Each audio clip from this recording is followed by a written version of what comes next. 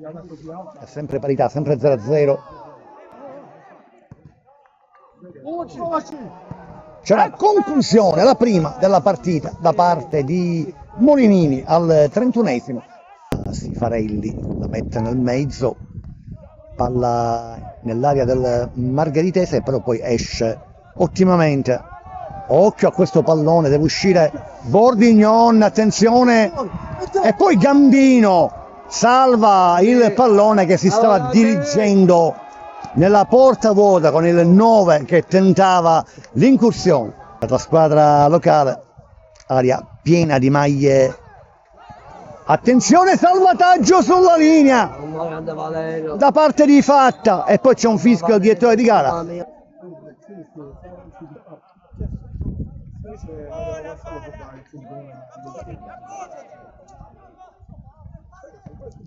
Attenzione a questa iniziativa da parte, occhio qui Linden che perde palla, attenzione, e poi clamorosamente il numero 9 fallisce il gol, ma qui Lindner si lascia incredibilmente superare un avversario.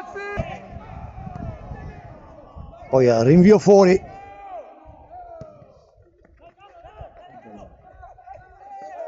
Chiude Pillittelli senza fallo. Prova a distendersi con Vizzosero. Ancora Vizzosero che prova la botta, la parata in calcio d'angolo. Rimane dentro il pallone. Tanti titolari, quindi pallone adesso con Gambino, attenzione, e poi Bordignon la tiene lì. Errore qui tra Gambino e Bordignon, i due non si intendono, rischia grosso il Montelepre.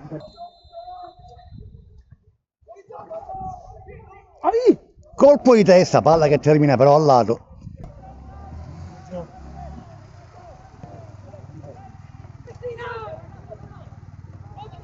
Attenzione alla Margheritese.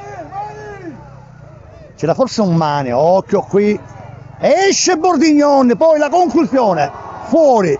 Grande parata di Bordignon che esulta come se avesse fatto gol. Pallone alzato nel cuore dell'area, esce Bordignon di pugno. Poi prova Vizzosero, va giù, fallo ai danni, arriva il giallo per un giocatore della Margheritese. Punizione lunga per il Montelepre.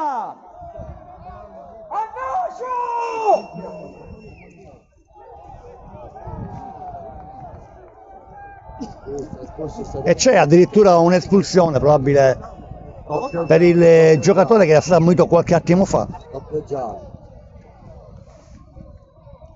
Batte Lindner e arriva in questo momento il triplice fischio del direttore di gara. Finisce in parità 0-0.